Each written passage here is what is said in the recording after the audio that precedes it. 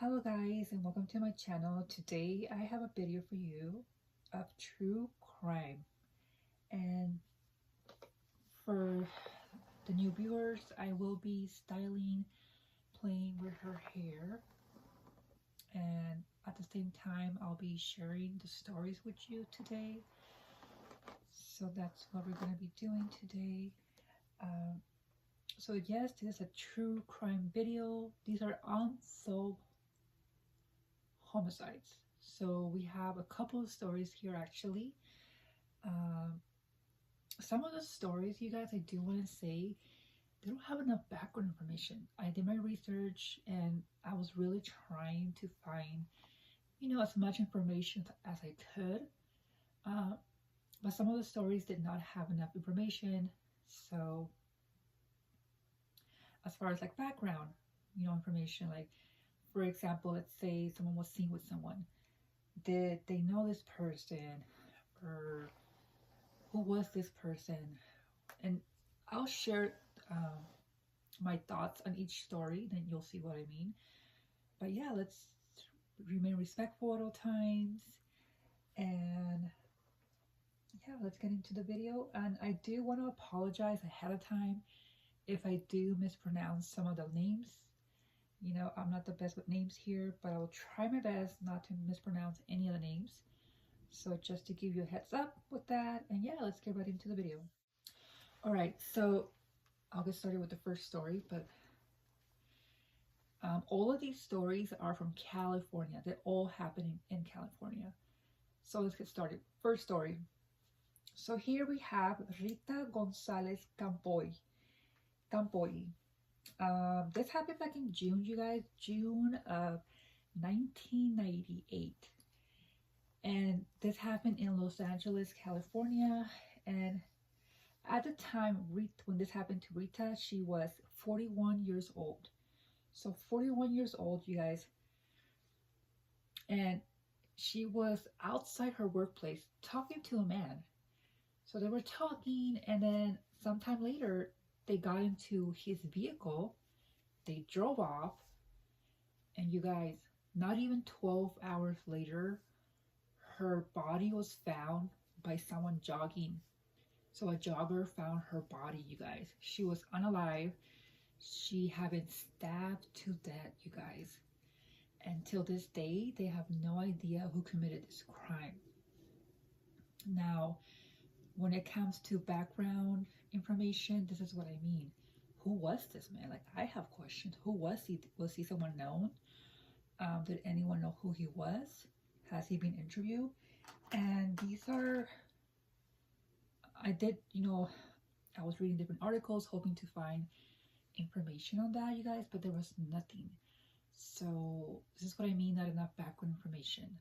Like, there's questions that I have personally, right? But this is her story, very short story that I have for you. And some of the stories will be like this. Some of the stories will have more details. But this is all the information I could find for this first story. Let's go on to the second story here. Alrighty guys, so for this second story here, we have Laura Carrillo. So Laura Carrillo, you guys, she was on Highway 60, so her vehicle broke down in Ruby Ducks, so Riverside County. And this was March 6, 1990. So let's keep that date in mind. March 6th, right? So March 6th of 1990, her vehicle breaks down on the freeway, right? And on March 9th, so 3 days later, March 9th of 1990, you guys, Laura was found unalive near the Baldy Ski Resort, so San Bernardino County. So her vehicle breaks down in Riverside County, and then she's found unalive in San Bernardino County, you guys, 3 days later. I couldn't find any information of, like, obviously she was unalive, but there's no information as far as like what happened, like what was her cause of death. because Riverside and San Bernardino County is two different counties. So clearly, I don't know if she walked somewhere. I mean, this was 1990. If she's calling for help or she needs to get in touch with someone and she's all alone, it's more challenging, you guys. Because, it's not like right now, like most of us have cell phones, right? So if our vehicle breaks down, we just pull out our phone and was like, hey, I need a tow truck, or hey, can you come pick me up? And imagine she's alone, her vehicle breaks down on the freeway, which is so inconvenient because I don't know about you, but my vehicle has broken down in the past on the freeway or something happens, right? But yes, you guys, this is the second story. Let's move on now to the third story now. Alrighty guys, so for this third story here, we have Teresa Haynes. I hope I pronounced that correctly. So she was 20 years old at the time when this happened, you guys. So this happened back in May of 1981, you guys. So May of 1981, you guys, she was found in her bathtub, you guys. The bathtub was full of water and she was unalive. So she had a 1-year-old daughter who was, in her home with her, but thankfully she was not harmed, you guys. Neighbors found, the little girl because they heard her crying, and I'm assuming they went to go check, and then that's when they found, Teresa unalive, you guys. So her bathtub, she was found in her bathtub full of water, and first they thought it was like accidental drowning, that she accidentally drowned in the bathtub. And then a second autopsy revealed that she had a bruise, you guys. She had a bruise near one of her eyes. And after that second autopsy, you guys, it was ruled that she died from forcible drowning, you guys. So someone had forcibly drowned her, and thankfully they did not harm her daughter. But the neighbors, they heard the little girl crying, and after all these years, because this is 1981, you guys, this is a long time that has gone by, and this happened in San Bernardino County. I think I forgot to mention that. But yes, she was the mother of a 1-year-old little girl at the time. She was one. But like I said, the second autopsy showed that she had a bruise near her eye, and that's what revealed that, hey, this was no accidental drowning, like someone, intentionally drowned her, So, here, let me move the camera a little bit here because, give me a second. But yes, you guys, our home is where we should feel our safest. And unfortunately for Teresa, this is the place where someone decided, to take her life, and not just, take her life, but leave her daughter without her mother. It's just a very sad story, but let's go on to the fourth story. Okay, guys, so next story is Heather Leanne Hibbs. So this happened in Vacaville, California, February 2002. So Heather's body, you guys, was found in an irrigation canal. She died from blunt force trauma, from what I read. So she was last seen in San Francisco in January 2002 and at Solano Mall in Fairfield, leaving with an unknown person, you guys, in a blue truck. So, she was apparently seen with someone, at this mall. And then, in February 2002, that's when, her body is found in this canal. And after all these years, you guys, there's still no answers of, who committed this horrible crime. But This is all the information I was able to find on this story, you guys. Um, so yes, February 2002, Vacaville, California, Solano County. Heather was found, unalive.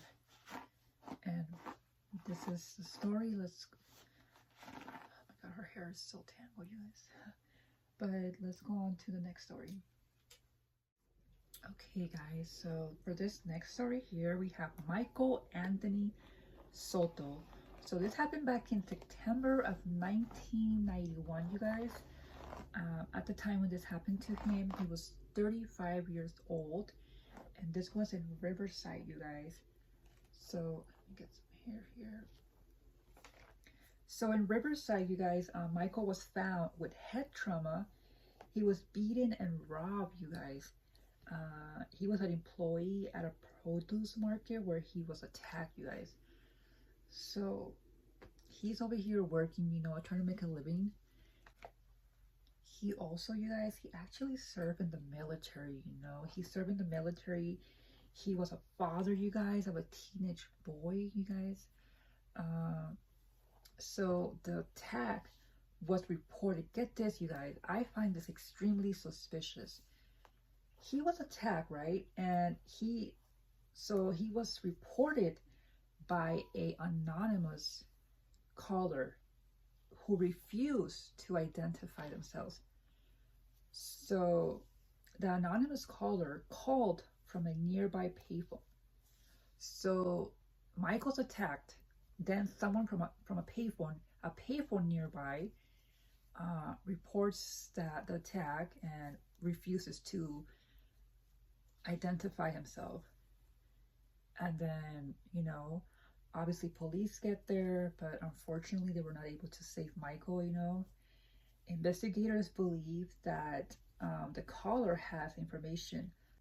But yes, you guys, so I personally find this very suspicious, right? Because here is this person who makes the call, and then, I don't know how many people attack Michael. I don't know if it was a one person thing or multiple people, but yes, you guys, this is the last story of Michael.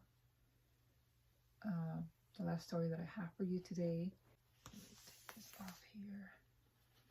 Yeah, just very sad stories, Some of these people were parents, Some of these people were like with Michael, he was just working, Teresa was just, home with her daughter, and the place where you should feel and be safe, and then, someone took her life in her own home, So trying to do one last hairstyle here, but let me quickly go over my notes so that I can go over the stories here with you. That one, and then we have this one here. So I'm going to quickly go over the stories with you here. We have Rita Gonzalez Campoy. I hope I pronounced her last name correctly. This was June 1998, Los Angeles, California. At the age of 41, she was seen outside her workplace, you guys. She was talking to this man. Eventually, they get into his vehicle, and less than 12 hours later, her body is found by a person that was jogging. She had been stabbed to death, you guys. Okay, guys, next story, we have Laura Carrillo. So on March 6, 1990, her vehicle broke down on Freeway 60 in Riverside County. And on March 9th, 1990, so 3 days later, she was found unalive near the Baldy Ski Resort in San Bernardino County, you guys. Teresa Hayes, 20 years old, San Bernardino County, May 1981. She was found in her bathtub full of water, and she had been unalive from forcible drowning, you guys.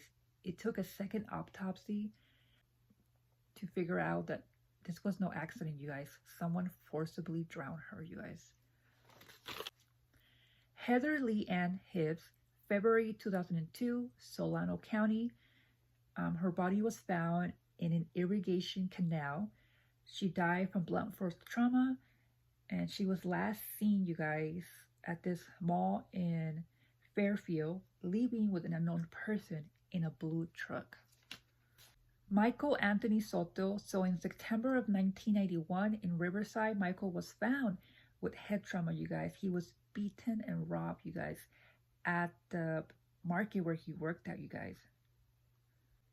The attack, you guys, was actually reported by an anonymous caller who used a payphone nearby, and he refused to identify himself. Investigators believe that this caller has information on Michael's death, you guys. So these are the stories that I have for you today. True crime stories. I hope that me sharing these stories gets the word out, and thank you so much for watching, and I'll see you on the next video.